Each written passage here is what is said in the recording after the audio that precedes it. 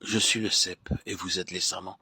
Celui qui demeure en moi et en qui je demeure porte beaucoup de fruits, car sans moi vous ne pouvez rien faire. Jean 15, 5. La vie du sarment est une vie d'étroite communion. Qu'est-ce que le sarment doit faire? Vous connaissez ce mot précieux, inépuisable que Christ a employé. Demeurer. Votre vie doit être une vie qui demeure. Et comment cette vie peut-elle demeurer?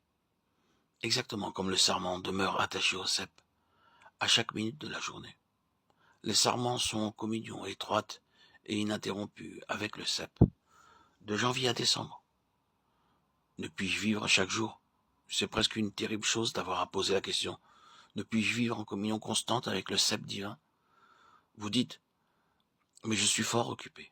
Vous pouvez avoir chaque jour 10 heures de dur travail, pendant lesquelles votre cerveau doit être occupé de choses matérielles. Dieu l'a voulu ainsi. Mais demeurer en Christ, c'est le travail du cœur et non du cerveau. C'est le cœur qui doit s'attacher à Jésus et reposer en lui. Et c'est l'œuvre du Saint-Esprit de nous unir à Christ. Croyez que vous pouvez demeurer en Christ, non par l'intelligence, mais par une vie intérieure profonde, de sorte qu'à chaque instant, vous aurez conscience de cette réalité. Que Jésus soit béni, je suis encore en lui. Si vous apprenez à mettre de côté pour un temps tout autre travail pour entrer en contact avec le divin cep, vous verrez que le fruit viendra. Comment pouvons-nous appliquer dans notre vie ce qui se rapporte à cette communion constante? Qu'est-ce que cela signifie? Cela signifie une étroite association avec Christ dans la prière secrète.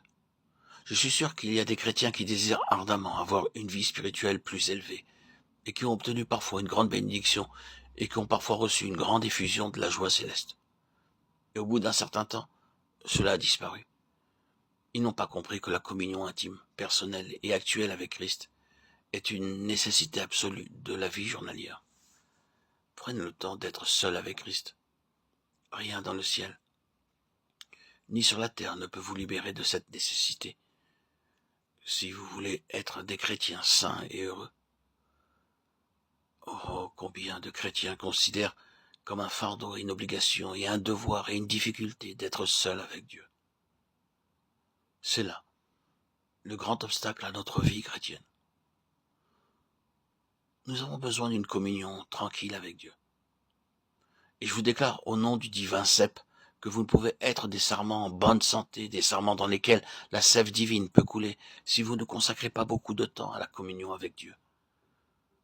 Si vous ne voulez pas sacrifier du temps pour être seul avec lui et lui donner le temps, chaque jour, de travailler en vous.